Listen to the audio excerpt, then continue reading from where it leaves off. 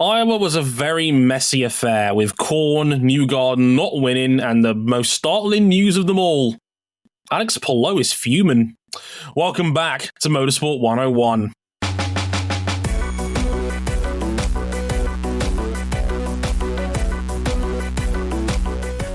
Extra, read all about it. Alex Palou crashing an IndyCar race for the first time in 2 years.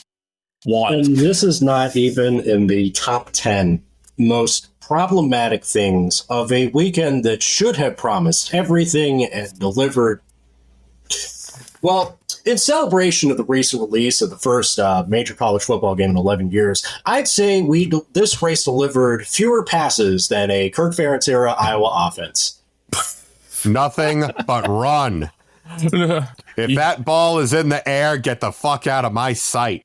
700,000 people played it on launch day at once. Wow. That's kind of nuts. Yeah, people had an appetite. We were watching King get blown that off. Yeah, and 200,000 of them were in our Discord server.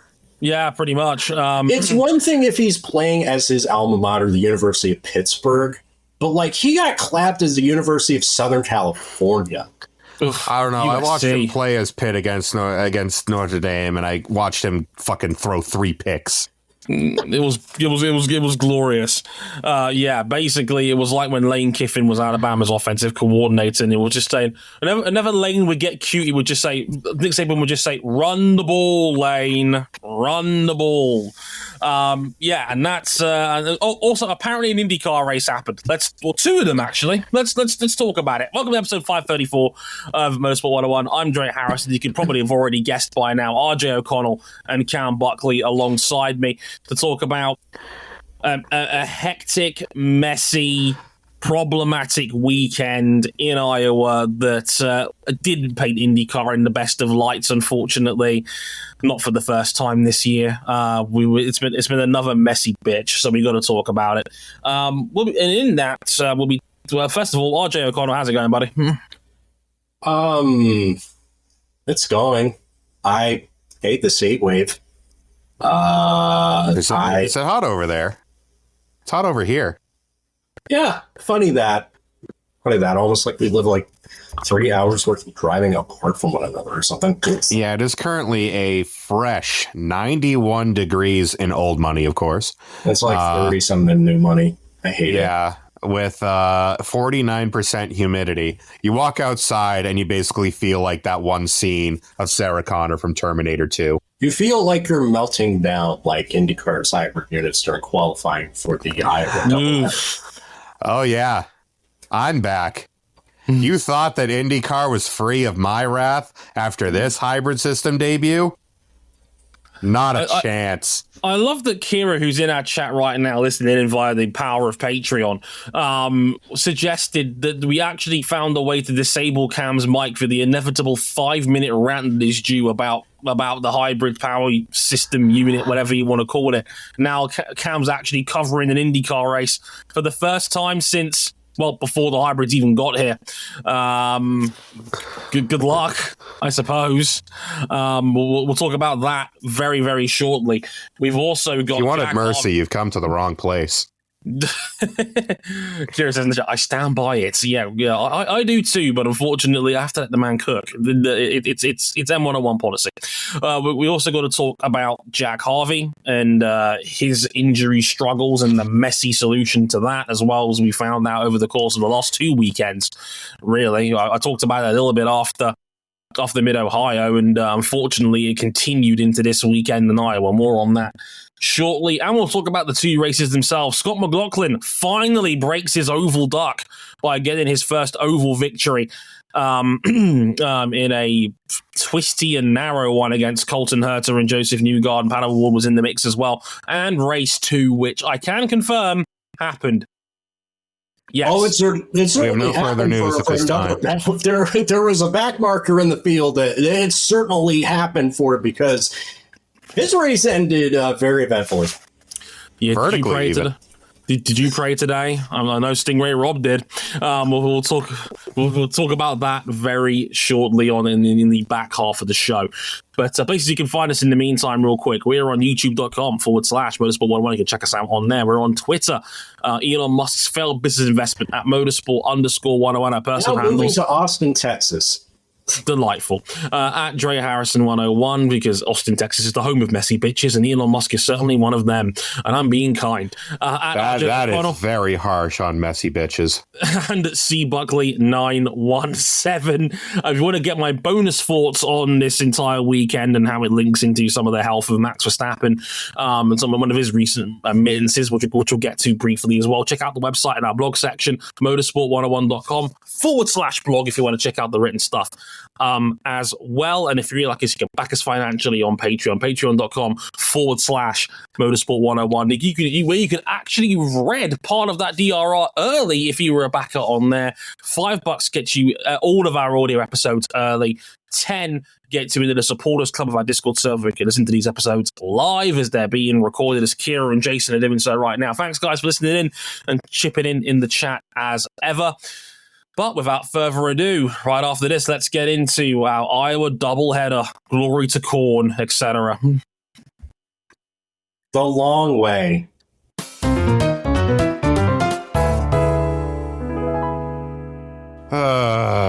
Before we even got a race, qualifying was carnage this weekend. On Saturday afternoon, qualifying was marred by multiple hybrid unit failures, as Jack Harvey, still suffering from neck and back spasms, was forced to take 3 runs before finishing in the mid-pack, and Colton Herta, already with race 1 pole, offered another chance to qualify, but Andretti ultimately didn't take it. Ed Carpenter had thoughts after the weekend. We're spending a lot of money to make our racing worse. With suspected issues for Joseph Newgarden and Alex Rossi as well. How are we feeling about the hybrid systems, guys? Not good. That's for damn sure. The vibes are not immaculate. I will go that far. Well, it's a classic question. How many issues do they have to crop up before this becomes a genuine issue? Because depending on who you ask in the paddock, there was anywhere between 2 and 4 during that qualifying session. We definitely know that Harvey's regen failed twice over before he got a 3rd run. We know Colton Herta's regen wasn't working on his hybrid unit when he ran, but he still did something from getting race 1 pole, mind you, which I thought was also quite interesting. Joseph Newgarden had question marks about his unit. Nothing was done with it, as did Alex Rossi, who was very angry that his regen apparently didn't work, but was not given another run. As mentioned, Harvey was given 3 runs, including one right at the end of the day's run-in, as did Colton Herta, who was offered one, but ultimately Andretti played it safe, didn't want to risk what they'd already had, because allegedly your times would get removed if he had another go, but no one knew for sure because this had never happened before in an IndyCar qualifying session, and Carl Novak was on the hard camera trying to talk to everybody, trying to figure this out. Yeah, he's trying to make wheels and deals on the fly with like Harvey and Herta, and while all this is happening, Scott Dixon's waiting just like, can I go out and qualify? Yeah, my back hurts. If there's one thing worse than an unreliable hybrid system, it's a series that doesn't know how to approach its unreliable hybrid system. Because you wouldn't think you would end up in a scenario like this. Yeah, but literally nothing in the rule book that covers this. And like, you're trying to play it fair and safe because it's a spec system. It's supplied by the series itself. It's no one's fault specifically. But then motorsport is not fair, and you're trying to introduce a level of fairness into it for an issue that you have caused. And this is the point I made in my post. At what point does the disadvantage of not having your hybrid regen work outweigh the benefit of being able to go last in cooler weather and with the most amount of rubber on the track? Because Harvey's run that actually counted was the last one that they did for the day. And Harvey was not meant to do that because in IndyCar qualifying terms, you go in reverse championship order, which ironically meant Harvey had to go first normally because he's the lowest ranking guy of all the guys who were in the championship that were running, including Catherine Legg, funnily enough. It means you get the greenest track. It means you get the worst conditions. It's done by team's championship points. Yeah. I was going to say, if we were doing that by Dale Coyne's driver points, then, lock that shit out at the start. More drivers. Exactly. More. Yeah. And in terms of car standings, the 18 Dale Coyne is stone dead last in the leaders circle standings. So, That's the 500. Didn't help. Cheers, I Nolan. just have to sit here and wonder, these hybrid units, which are inherently a pretty big compromise because we refused to build a new car, so we put the energy store where it would fit, so it had to be small so they don't make very much power, and they had to be engineered by both of your power unit manufacturers because your original partner couldn't cut the mustard, and one of them wants to leave, and they don't work properly yet. Is this a good look? It's bad. Is this what you want when one of your engine manufacturers has openly said, yeah, we're 1 foot out the door? We're 1 foot out the door unless you change it to, ironically, formula, which one of the things they proposed was a formula that would basically give them like full reign over shit like software and hybrid development. The shit that's not working. Which has been the entire problem with these hybrid units since they brought them in. Not just here in mid-Ohio, where the fact they didn't get the restarter for the engine working until Sunday, the fact that Joseph Newgarden had software issues or he couldn't get his pit limiter turned on properly. The problems are everybody laugh at Joseph Newgarden going too fast when he shouldn't have due to a software glitch. That's the series for you, and that's the equipment that he's been given, and that's not his fault. That's unfortunately the series' fault. Like, you wanted to get these out mid-season because you didn't want the emotional backlash of getting them out 3 years overdue. So you thought 2.5 sounded better, and you put them in mid-season. They're not working. Like, they're not working right, and it's fucking with people's championships here. Newgarden was on for a top 10 in mid-Ohio and would have gotten it, and then his software glitches out, and next thing you know, he's stone dead last. His race was killed off, and it was through no fault of his own. Like, Dixon's race didn't even start that before weekend. It even began. Like, this is exactly what I feared would happen with these hybrids. Like, you've brought them in mid-season and through no one's fault, per se, directly, it's fucking with people.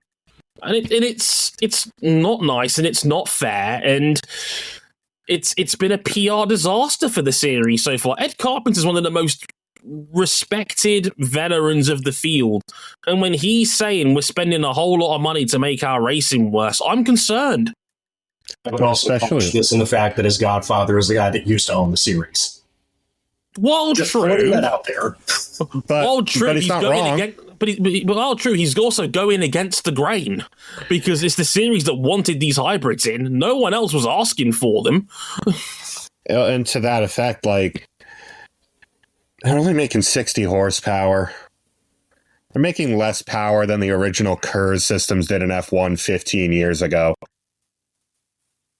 It's a whole lot of money, and it's a whole lot of effort and money from your engine manufacturers, again, one of which wants to bail over the situation because you picked the lowest bidder at the start of all of this, and you got burned.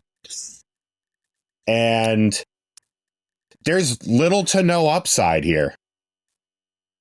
It's not good. None of this is good. And I'm not hearing a whole load of ringing endorsements for the hybrid since they were brought in, like from anybody. Drivers, team bosses, you name it.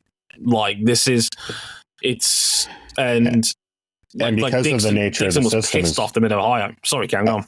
Oh, rightly so. So Colin took a race off the board for him. He was in direct championship contention. Like, and it's a bigger issue when really most hybrid systems in motorsport, other than that of Formula One with the H, the turbo motor. They have a level of redundancy where even if you lose the hybrid, you can still run the car.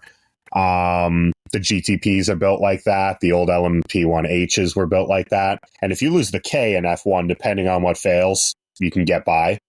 Famously so in Daniel Ricciardo's case. Sorry for the bad memories. There's no redundancy with the IndyCar system. If it has an issue, it effectively, like, you more or less lose the gearbox. That's really stupid. We need this is just reason 67,000 that we need a new car. But where's the new car money coming from? Because it's becoming abundantly clear Roger doesn't want to spend that cash. Drill it out of the side of Roger Penske's head. Beg him. I don't doubt that Dallara wants to build it, but they're just waiting, like, what are the specs going to be? What's Roger waiting for here? Like, wouldn't now be the time for it, given you're thinking about expanding to 29 cars next year? And 29 cars that, don't get it twisted, they will spend money if they want to. They will cry poor and then spend tons and tons of money on brand new facilities, week in and week out, and say they can't afford new cars. It's not the question of having the money. It's the question of whether they want to spend it or not. But at the same time, if you lose Honda, which I feel is real fucking likely now, well, where does Honda take refuge? With Formula One, with cheaper, more hybridized power units that they've rolled HPD and HRC USA into together to develop it, and IMSA with a spec hybrid system, which, teething issues, has worked pretty well since the middle of last year. Oh, and that 2.4 liter engine that was on track in testing and you abandoned. I'm good. Why is IndyCar the way it is? I guess, what's the best step forward here for the rest of 2024? Because I can't see them. I would be shocked if they drop the system, because I think they're in a situation now that they put themselves in. It's the sunk cost fallacy, where neither option, either if these issues continue and persist throughout the year, you stick with them, or you bail on the program after 2 races. Park or it till the end. Races, or however. If you want my opinion, park it till the end of the season. Do more testing. You've got a 5-month off season coming up. Park it till the end of the year. Run more tests and figure this out, because you can't claim that you've had all this testing and all this time and the whole thing was a wonderful, everything ran smooth before you wheeled these out in mid-Ohio, and then you've had somewhere between 2 and 4 units fail in your first time at an oval in Iowa. Don't know how much of that was temperature related, but even still, because it was also hot as hell too. Remember, we're in a kind of a nationwide heat wave. Yeah, and where was the room for them to put the energy store for this hybrid system? There wasn't any. Right up top of the engine. In the bell housing in the gearbox. Yeah, none of this is good. Like, I think you park it for the rest of the year and you run this championship how it was originally meant to be run, and then you can come back to this to start 2025 if need be. But you've got time. I think this is the definition of damned if you do, damned if you don't. Yeah, I agree. There's no nice answer here, but unfortunately, because you are ingesting another bad PR day. If you park these hybrids, there is no getting around it. And who's to say that if you park them until 2025, that there may not be another delay or another issue that comes up? I guess my only solace is that at least this is only happening in qualifying for the most part. Tell that to Scott Dixon. Yeah. And he was unlucky. He was very unlucky. And if he ends up not winning this championship by 20 to 30 points, he will circle mid-Ohio on the calendar as to that's where I lost it. Rightly or wrongly. And that's unfortunate. But, this is the nature of a series that opened Pandora's box and wanted to put this in mid-season. They knew it was taking a risk, and I'm not sure if the risk is worth it at this point, because nothing good has come out of these hybrids since they were brought in. Nothing. Like, to be clear, we're not people that say like we need to get rid of hybrid tech in all top flight motors. Absolutely not. The difference is it works in the other series that we talk about. That's the issue. The difference is that in the other series... We talked about the 2009 Formula One Curves units, like they weren't scrapped after a year, and then we went back to the drawing board and decided, right, how do we like actually do this right? Because in 2009, they were basically non-factors. The only teams that committed to them didn't actually do all that well. Yeah, but that was 15 years ago. I mean, to that same effect, I mean, look, at GTP... It wasn't perfect in 2023, but also they completely retooled the regulations around it. Bosch brought updates for this year, and it's more or less played out that the cars have been reliable. The parts that have been breaking have been mainly in the cars. And I mean, Formula One completely retooled their cars in 2014 for better and for worse. Much better if you're Mercedes-Benz. And then completely reset. It got there eventually. Wasn't so great at the start of that era. And again, F1 in 2026. IndyCar's trying to shoehorn this into fundamentally a chassis that once had a Lotus engine in it. Ugh. That was also a 12-year-old tub. Yeah. As far as we know, like they are gonna race at Toronto, like. There's no immediate change on the horizon unless something crazy happens. But yes, as you're about to say, Dre, Jack Harvey had back spasms pop up Saturday afternoon. And from what I understand, he was fine. He was seemingly fine leading up to it. And then Friday during practice, it started coming back. This was brutal to watch. Like it was... We was watching that qualifying session, and Harvey could barely walk through the pit lane. He was in an immense amount of pain, and he made it abundantly clear on TV interviews he was in a lot of discomfort, and he was just going to try his best to get through it, and he did. You know, he had to do 3 runs in the end rather than 1, and this is a man who was in an immense amount of pain. He raced through Mid-Ohio, and that was a race that he didn't get a break because Mid-Ohio ran caution-free. He did the whole race then. He did the whole qualifying session here. He could barely get out of his car unassisted after the first run. My guess is that, like, I'm guessing there are tests, just like in F1, where you have to get out of the car in a certain time to be certified to race, and Harvey might have passed that earlier in the day and didn't later. That's probably the likely answer. I mean, spasms are random; they come and go. If he was fine in the morning and was able to pass, then sure, I understand. But this was another bad look. Like I can't believe he was allowed to race in Mid-Ohio last week with neck and back spasms when the G-forces of driving one of these cars most affects your neck and your back. That seems to me like an unnecessary amount of risk before we're putting guys in a race car like that. And IndyCar's medical and safety team, and I will say to the heavens, are the best in the world. They are wonderful at what they do. I can't believe they cleared him with his back and neck like that. Because what if he gets a spike while he's in the car, while he's driving? I mean, it's we talked about it a little bit with the way they kind of play the caution game with IndyCar, but that safety team might be the best in the world. But when decisions like this undermine the quality of that safety team, that's not the responsibility of the people that are going up to a crash car and no, this is safety team. This is great. This is on the medical team. Yes, this is on IndyCar's medical team, because it's not safe for him, and it's not safe for those around him. The last thing Jack would want to do is become a danger to himself and those around him.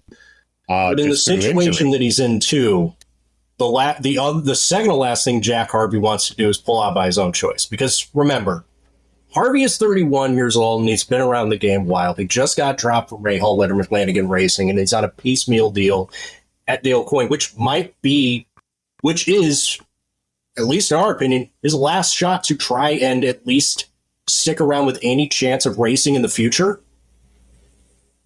And if he pulls out of that seat by choice, eventually Connor Daly, who is in a similar situation career-wise, did step in. And now he's been parked for Hunter McElroy. And you got to think, well, damn, was that my last shot at IndyCar? Did I just surrender that voluntarily because I said I couldn't race?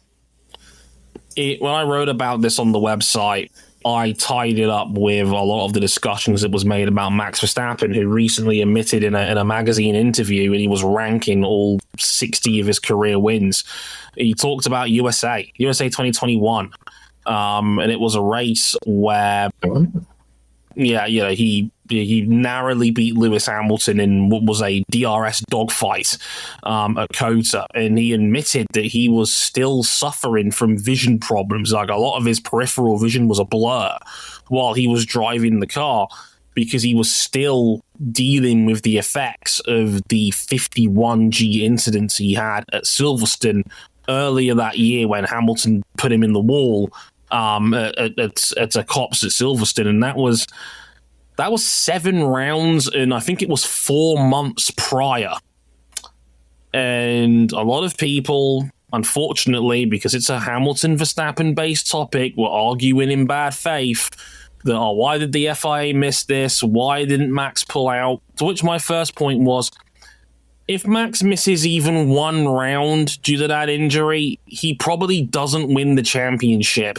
It was his first chance to win a world championship. This is what elite athletes do. And whether we like to admit it or not, elite athletes will play through pain, they will play through injury, because for them, the opportunity cost is too great for them to pull out. As RJ quite rightly pointed out with Jack Harvey, if Harvey pulls out of that race, there's a good chance he doesn't get another IndyCar race ever again. Colton Herta is a solid backup who we all know can drive a car at a good level. The only thing is Connor Daly is also similar age, similar career spot in his career. The thing more with Jack Harvey is you might get jumped by somebody like Toby Sowery, who we know is going to finish out the road courses in the 51 car. It was driven by Catherine Lake this weekend. And Hunter McElroy is going to drive in his place the IndyNet's runner-up from last season, who's been racing IMSA LMP2s in the Endurance Cup this year, is going to jump in Toronto. Yeah, so I don't agree with it, but when you combine the factor of we still are barely scratching the surface when it comes to how we deal with brain, head, and head injuries, in a combination with athletes that you will have to kill some of them to pull them out of a racing seat when it comes to injuries and the opportunity that comes with them. We're all NFL fans here. How many NFL players have either lied about their symptoms or lied about being concussed or play through pain because they know if they get cut, they're probably done? I got up at 3 a.m. to watch Patrick Mahomes play the second half of the Super Bowl. While probably on some of the most incredible painkillers that the Kansas City medical staff had to offer. Yeah. Yeah, he's running around on one ankle. Yeah, Jason made the great point in our chat. Remember Oliver Askew, who lied about his concussion symptoms and then got cut by McLaren. After the symptoms were so bad, he had to pull out of a race and he didn't tell his team how badly he was struggling. Again, another issue with delayed concussion symptoms we didn't talk about. It cost Askew most of his racing career because he's not raced in a car since the end of 2022 when he was in Formula E with Andretti. Askew, as we know it as an active racing driver, is done. Which is weird to say about a driver who is an IndyNet's champion and seemingly had a bright future in front of him before all this happened, and it also becomes another notch in the bad faith of McLaren IndyCar. But I digress. It sucks. And all of this, to me, and I feel like this is part of the factor here, is that the 18 car is last in the owner's standings, and if you don't race a car, you get 0. Even if you start a race and park the car afterwards, you still get 5 points. Yeah, they need every point that they can get. They have gone through 9 different drivers, but the thing is, IndyCar record. Dale Coyne Racing is the equivalent of a team that is living paycheck to paycheck because they just lost HMD as a big backer. That's Lucas Pop's company. Rick Ware Racing, as we know, does not offer a lot, and every deal that has been strung together has not been full season. Yeah. They are in poor straits. They are scrambling for every point they can get. And unfortunately, I mean, I'm almost certain the 18 will finish last in the owner's standings, and that's going to be over $1 million that team's going to be missing out on if they don't make it into the top 22 by year's end. And it's unlikely the 51 will either, unfortunately. They are very uncompetitive right now. This is the last team still surviving from the other side of the split that has, generally speaking, especially when you put money behind them and give them stability and good people, generally with them being 5 classes above its weight. Yeah, and yet with the loss of Malukas and the loss of a major backer, this very much feels like a team in its death throes. Yeah, I certainly. I hope it gives me big. It gives me big 90s F1 minnow vibes. It's not great. It's not great at all. And it sucks that Jack Harvey's health felt like a bargaining chip. And the man drove race 1 and I think he was 22 laps down. He did like 30 laps and then just pretty much parked it for the day. And he looked like he was about to pass out when he got out of the car. Yeah. For what? 5 points. 5 points. I don't get it, man. I think there are too many people in IndyCar's higher-ups that are making these decisions that are having detrimental effects on the drivers and the racing. And we'll get to that in race 2 because you know what was going to come up here. And it's my least favorite rule in motorsport. But Jack Harvey's health should not have been front and center and almost as a bargaining chip for what the struggles of Dale Coyne are at the moment. Like, it's not Jack Harvey's fault this team is in the shitter.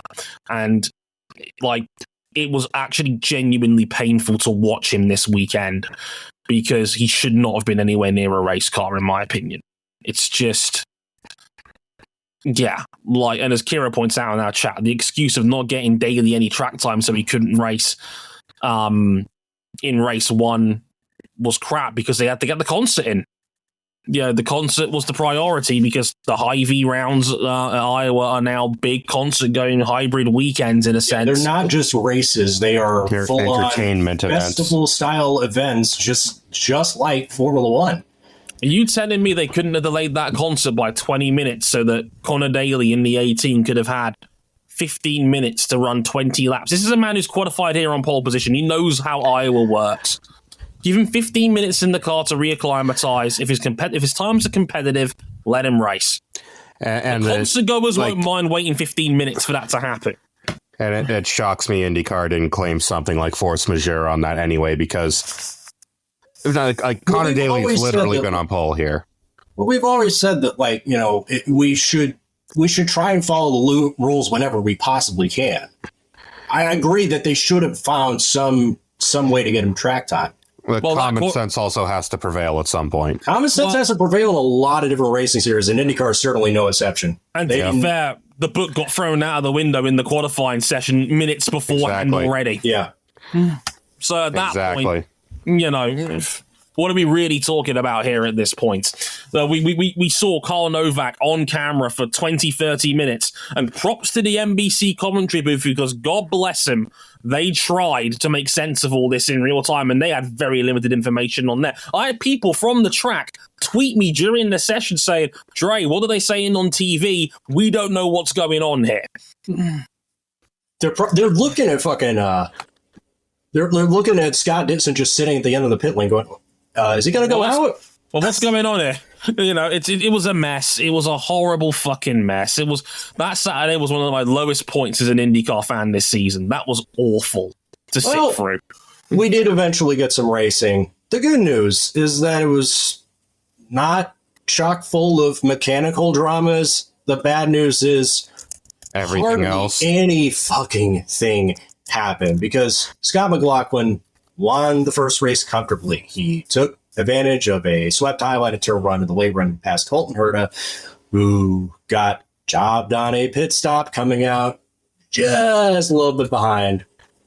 Scott McLaughlin then got stuck at the tail end of the lead lap. I feel like we can go a little bit even earlier than that because, what caused us to have basically nothing happen? Well, we had a one-line racetrack. Why did we have a one-line racetrack? Because we had a partial repave, which then didn't get done because of a schedule clash with NASCAR. NASCAR wanted a tire test because they had a date at Iowa Speedway coming up. All right. Ironically, the Iowa's promoters are talking about making it a proper hybrid event with NASCAR, as if the last 3 years of IndyCar investment just didn't happen. That felt like a spit in the face, by the way. Yeah. If you tried anything but the low line 5 laps after a restart, dead. Well, you're dead. And it's why I had a feeling like every position you could gain straight after a restart. Like I watched. We saw people being merciless around the outside. Joseph Newgarden, maybe a Scotty nominee for passing damn near everybody. He got by 8 cars, and it still wasn't enough to really kind of vault him into any contention. Fuel strategy and great pit work was virtually how he got back up into third place. I'm Pat O'Ward, should be said. And we're also missing the fact that Alex Palou crashed. And it's not really because of the partial repave or the hybrid or anything like that. He admitted like he just made a mistake pushing when he shouldn't have. Which is weird. Yeah, because he was caught up in the pits again. He was running in the top 5, but then he had his clutch didn't work coming out of the pits. Again, software glitch. Fell back to 19th because he was in the whole field had come in during a caution. So it was a race off pit road. Palou had lost that race badly, came out 19th, got back up to 11th again, was going too hard. Did the equivalent of a Jorge Martin, tucked the front and spun out and crashed. The first it was a weird one, too. He was very far down the front straight, and it just came around on him. First time Alex Palou has DNF'd in an IndyCar race since that time he was taken out by Marcus Ericsson at Road America in 2022, 37 races ago. That doesn't feel real. It is real. Doesn't feel real. Yeah. It brought all the title contenders in a fair amount. I'll talk a little bit about some of the math on that in a minute. It effectively undid what happened in Mid-Ohio. Yep. More or less. So, yeah, that happened. McLaughlin took that Highline Road on Herta, got past him in the end. McLaughlin, O'Ward, Newgarden, top 3. Ironically, probably the 3 best oval races in IndyCar were the 3 for the free front setters. McLaughlin said he felt like an IndyCar driver now because he finally got his first oval win. I think he took that Texas photo finish against his own teammate in 2022 personally.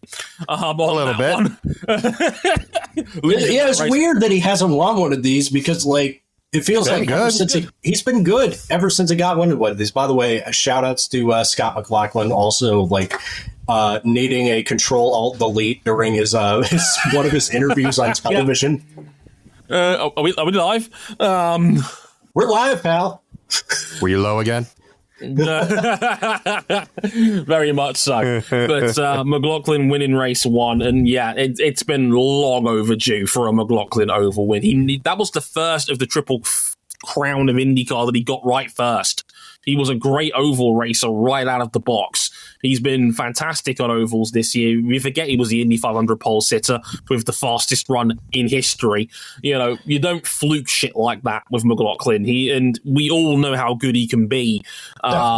And yeah, this was a long time coming, and he finally got it. You know who else is a long time coming? Because, like, and it shocked me to learn that when Will Power won race 2, spoiler, Will Power won race 2, that was his first oval win since Pocono 2019. And at that time, we were thinking Will Power had just become the new oval master of the series. Yeah, at that time, he was winning ovals left, right, and center. 1 to 500. Awful at them. Or at least that was like, it was basically pre-Buckley. That was like my third or fourth show on the air. Yeah, like that was like, how on earth has that been his first oval win in nearly 5 years? That is ridiculous. And to be fair, it took something ridiculous for Power to win it, because if you didn't see what happened in race 2, well, Power started 22nd on the grid after botching his qualifying session. The whole field has come in right around lap 90 to 102 or so because of the nature of an empty tank of fuel. Alex Palou is in the pits as race leader when Agustin Canapino, and I can't believe I'm saying this, spun out on the exit of pit road, hit the wall, his card stopped working, and guess what IndyCar does? It delays the caution while Palou is in pit lane. He gets to take advantage of the fact that the caution came out after he comes out of the pit road. McLaughlin can't go at full racing speed to catch up with him. He was net leader when he came in early. Palou inherits the lead. The last guy who hasn't stopped has been Will Power, who was on 101 laps running as it was coming in. He's now gained a lap on the field because I was so short. He gets to pit under caution and then comes out in second. It's basically just like, didn't Colton Herta get basically trapped like a lap down when he just pitted during the caution, but not quick enough or late enough? Yeah. To where it kept him from going a lap down? Because I was thinking at the time, like, he just won the lottery. And then as I looked, I realized, well, damn, he did the opposite of win the lottery. Not only did he win nothing, but the IRS is coming to seize his lottery ticket. Yeah. Thanks, buddy. You've got to pay your taxes. And after that, Power, having come in late and then running immediately under caution, had more fuel in his tank than everybody else. We all knew what was going to happen. Palou was trying to save as much fuel as he can during the second stint. It was only one more stop under green for the rest of the day. The rest of the race ran caution-free. We all knew that Palou, the only way he could win was on an undercut. Power comes in a lap later to protect from the undercut attempt. He was a second faster on pit road overall. Came out in front. 8 tenths in the box alone. Penske were money bags in the pit lane. And it won him the race because once Power came out in front and Palou came out behind, there was nothing Palou could do. Yep. Like, those no scum air, sewage air, infinite filth air. That was word said like Alex Palou should go to Las Vegas. Yeah, Palou and Power should go to Las Vegas immediately with the amount of luck they just had. Palou was salty as shit after this race. Which is crazy for a guy who just finished second in sits on the weekend and was within like 52 points of the championship lead as a whole. Well, the problem is like Palou basically made up for what he did the previous day by getting points back on everyone but Power in the championship. Yeah. The big winner of the weekend was Scott McLaughlin, who's gained, I think it's 46 points on Palou over these two races. McLaughlin's back in title contention. He's only 60, I think he's like 66 points back now. 65 points back with 1, 2, 3, 4, 5, 6 races left. He's in the mix. Including the doubleheader in Milwaukee. Toronto's up next, currently underwater. I think it'll be all right by then. Yeah, like it's... I can't tell you. Like, I was hoping the second race was going to be boring as hell. I did not watch this race because I was doing other shit for work. You missed nothing. This was literally nothing. I heard I missed nothing until the finish. Basically, before the finish, this was basically like IndyCar's Monaco of this year. If you didn't pass on the restart, you didn't pass, period. I've heard so many things as to why this. People try to theorize so many things about why this specific weekend was awful. I think everybody just a combination of everything. Everybody's overthinking it. They did not finish the repave, and it led to a terrible race. Yeah, it was a one-lane racetrack. If you went on the outside, you hit the wall. It really was that simple. And people want to say, like, Firestone isn't up to the task because, like, they had to shorten the Indy Nets race because of it, because their tires blistered. Like, generally speaking, when have you ever heard of, like, a catastrophic safety failure from a Firestone IndyCar tire? I say the one thing I will go to bat with IndyCar for over anything else, they probably have the best tire supplier in all of motorsport. Well, you can count it on a watch. It is a scheduled tweet for a Goodyear tire controversy in NASCAR, and they've been together for 30 years. It is like Michelin and WEC/IMSA, Firestone and IndyCar, end of list. Everyone else wishes they were at that standard.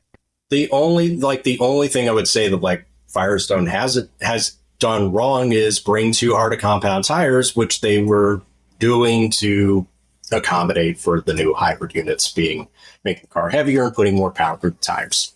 Well, it's a good thing we have the hybrids that, when they work, they put more power through the tires. We're overthinking this. Yeah, this repave, this partial repave stinks. They need to just go ahead and finish the whole thing. Finish the whole repave. They tried. I'd be just re-upped on this event. Despite the faux pas from the Iowa organizers, they did just re-up this event long term, and you better hope you fix this. Yeah, it wasn't overthinking. People overthought this. The repaving was dreadful. It killed this race before it even started. They tried a high line practice, and they were going 15 miles an hour slower on the high line. It was completely untenable. It was dead on arrival. Marcus Ericsson tried it and wrecked a car, trying to avoid a McLaughlin spun during practice. Catherine Legg spun during practice. It was a no-hoper from day one on this one. But racing is generally pretty good. Pretty good, yeah. This was a disaster, and that was even talking about the final lap where, for those who missed it, and you've probably seen it on social media by now, Alex Rossi runs out of fuel on the final lap of the race. Stingray Robb, who was running directly behind him, obviously has no idea that Rossi's out of gas, can't take an evasive action in time. Let me just clarify, this one's not on Stingray. Do not give him shit for this. Stingray did not see it coming. He's driven over the back of Rossi's car, flipped in the air, landed upside down. The impact was 109 Gs. Yikes. When he hit the ground on that one, which means Stingray Robb's body weighed about 9 tons when he hit the ground. Slid sideways about 500 yards down the track. Ed Carpenter and Carl Kirkwood have spun out themselves trying to avoid the wreck. Yeah, in like one split second, you think you've seen something like, Jesus Christ, what the fuck just happened? Well, certainly that's the worst of it. And then you look at one car and another car doing Rule 34. Yeah. Nose down, gearbox up. Yeah, exactly. And thank God for the aero screen, because Ed Carpenter's car was on top of Carl Kirkwood's aero screen when it was all said and done. Yeah, dude was wearing a gearbox as a hat. Yeah, thankfully everybody turned out all right. Stingray Robb was airlifted to hospital at the time because he did briefly pass out upon impact, but was given the once-over in hospital and was released the same night. So thankfully, nothing serious. No fractures, and it looks like he's racing tomorrow. He is. Yeah, he's been cleared.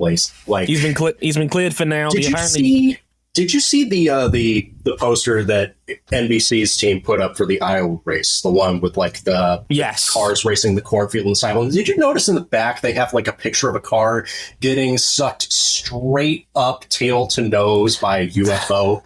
Yeah. I say this now because he's all right. Stingray Robb tried to imitate that.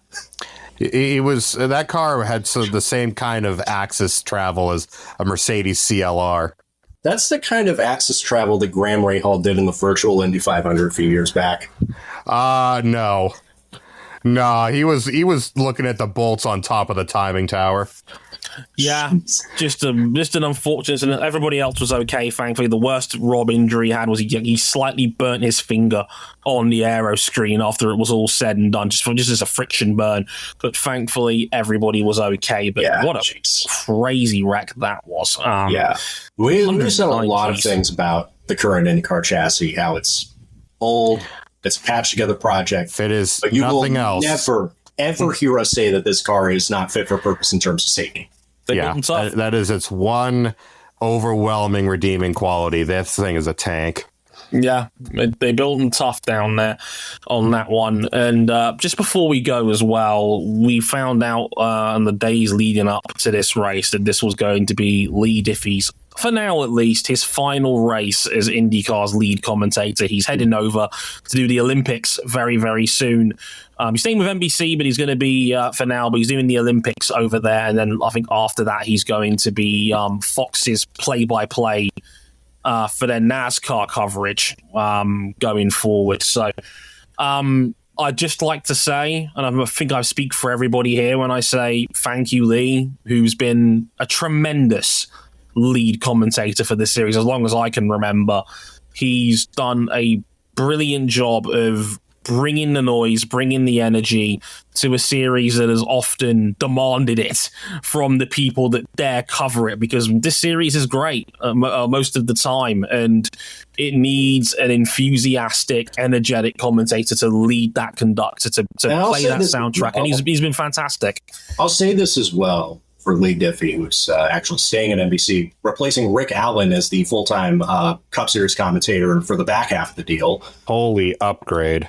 Lee Diffey has done the job. I know some people out there generally do not like his over enthusiasm. I say to you, you're wrong. And I also feel like people were thinking will the Indy 5, will fans tuning in gravitate towards a non-American voice being the play-by-play guy for the Indianapolis 500? I certainly did not mind the change. I certainly did not mind that Australian was the voice of America's greatest spectacle in motor racing. The calls to the end of 2019. Look, I can't think of a race. RJ, I can't think of a race, thinking all the way back to the Daytona Proto-Turtle era of DP, where Lee didn't do an exceptional job. Yeah, he was made to be very versatile in his formative days working in America for Speed Channel. He was also Supercars commentator for some time. He called a number of different Bathurst 1000s. Was Formula One's play-by-play guy at NBC before all this. It was fantastic at that too. Still in prime that we no longer have that coverage here in the U.S. And now, even at the Olympics, he does a pretty damn good job at athletics. I'm looking forward to this. If it races, he's good at commentating over it, even if it's just people. Bobsleigh, God, I wish Lee Diffey calling peak X Games Street, which would be so cool. Yeah, he is one of the most versatile commentators in the world, period, at this point. If it races, Lee Diffey can call it, and he's going to do a phenomenal job at the Olympics next month, no doubt. Next week, I should say, because it starts on Friday. Holy shit. At time of recording. Next Friday, I should say. But it's only 8 days away as we record this. And he's going to crush it. I have no doubt in my mind he's going to crush it, and he will crush NASCAR, and that's a big win for NASCAR over there. IndyCar's loss will absolutely be NASCAR's gain. There's no doubt in my mind about that. And thanks, Lee. It's been an absolute pleasure to have you call this series. You certainly brought the action.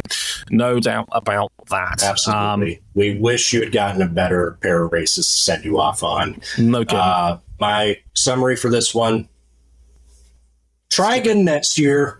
Yeah. Finish the damn repave. Finish the damn repave and try again next year. IndyCar is back. back. Fix the damn hybrid systems. that wouldn't hurt either. IndyCar is back probably at Toronto this weekend. It is currently underwater as we speak. It's been some horrible rainfall up there this past we week. had that at Hungary.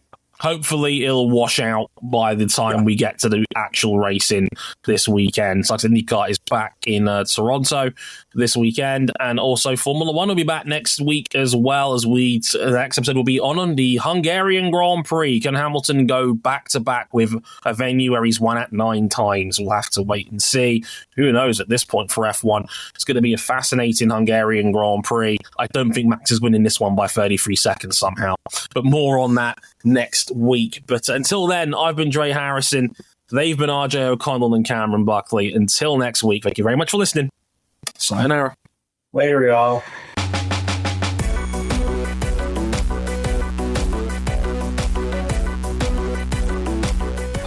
But will it be pullover with a full front wing next week, Tang?